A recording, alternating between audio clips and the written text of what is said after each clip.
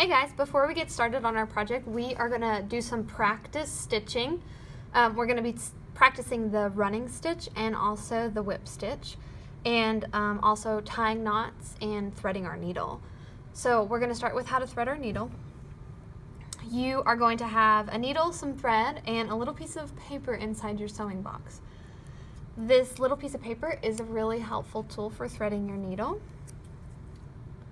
You are going to take your thread and put it inside of your little paper hot dog bun. Close it up in there so that the thread's inside the hot dog bun. And then we're going to take that and our needle, and we're going to take the paper taco hot dog bun and push it through the hole. And this makes it much easier to thread than just using that tiny piece of string. Pull it all the way through, and now we can get rid of our paper. You probably don't want your piece of string any longer than your arm, because the longer you make it, the easier it gets tangled. We're gonna meet both ends.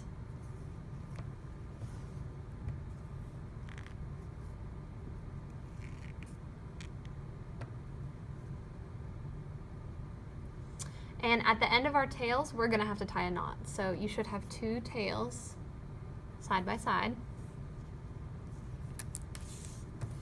And to make it into a knot, you're going to need to twist your string so that it makes a letter O. Let me show you again. Twist your string so that it makes a letter O, like this. And then you're gonna take these extra tails and put them inside of the O. Just like that, and then pull it tight. All right, so now we are ready to practice our running stitch. So pick up your practice felt. We're gonna poke our needle through one side and really slowly pull your thread all the way through until it stops at the knot.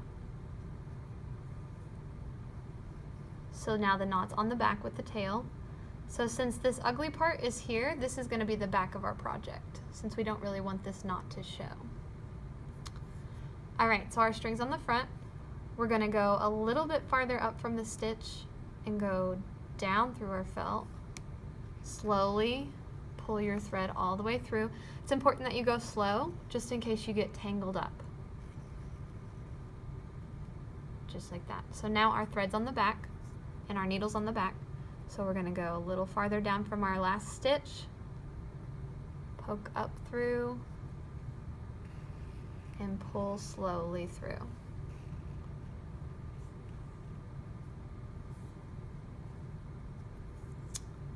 All right, next stitch, keep going, poke through the front, pulls through slowly,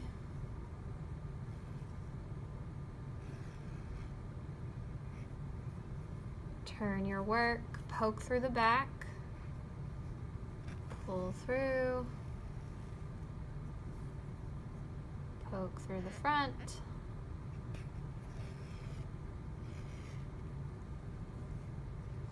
and just keep practicing until you've got nice even stitches all over your practice piece.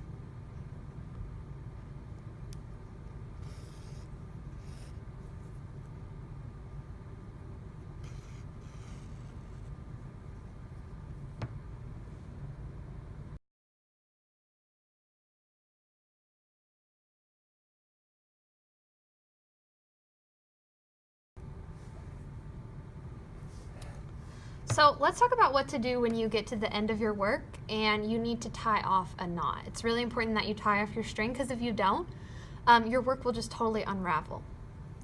So when you get close to the end of your string, you want to leave about this much on your needle, because if you make it much shorter than this, it's going to be really difficult to tie a knot. You're going to go backwards to the last stitch. So here's the front of my work. I've turned it over. I'm going to go back through my last stitch and slip my needle underneath right here. So I'm gonna push my needle underneath that thread and pull it through just a little. So now you can see that I've made a little loop like that. Once you've made a little loop, you're gonna take your string, you're gonna cross it over your loop. So you're gonna make a cross. You turn your needle and push it back underneath the loop so that you can tie a knot. Let me show you again. So once you have a loop, you're gonna take your extra string and cross it.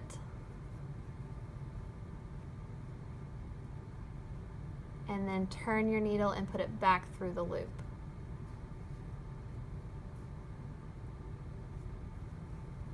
And then pull. So now we have a knot and we can trim off our extra and our needle.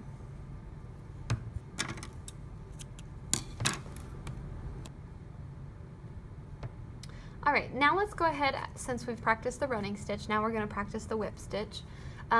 This one might feel more comfortable for you. Just use whichever one you like best on our final project. So I'm actually gonna fold my felt and show you how to sew through both pieces. I've already threaded my needle and put a knot on the end. I'm gonna start poking through from the back. I'm gonna pull my needle and all my thread towards me slowly. So now you can see I've got my knot on the back. Now with the running stitch we would have gone right next to the first stitch, but with the whip stitch we're going to be going around and around and around and around. So we're actually going to go from front to back. So we're on the front, we're going to make our next stitch on the back of our felt and pull slowly. So it will kind of make a little loop every time.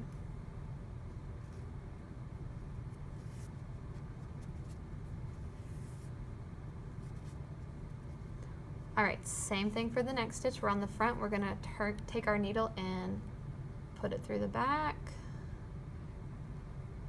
Pull all the way through. Again, you should be making a little loop every time you do a whip stitch.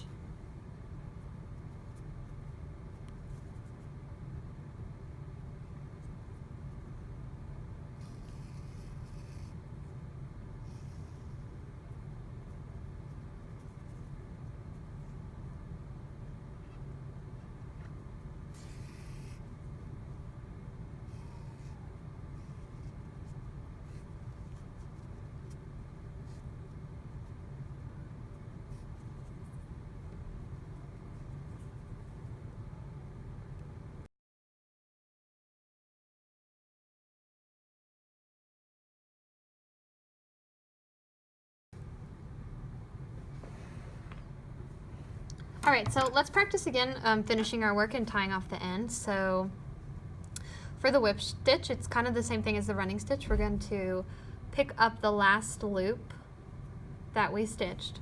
So I'm going to slip my needle underneath of it, just like that. Pull through a little bit so that you're making the letter O, a little loop.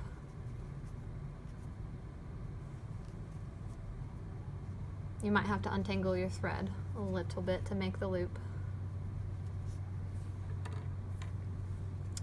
And then once you have that, you're going to turn your needle back around and go back through the loop. Same thing we practiced with running stitch. All right, I'll do a double knot to show you again. So, back through the last stitch we made.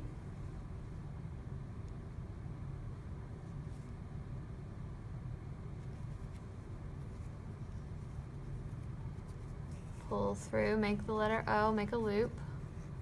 Turn your needle back around, pull it through the loop.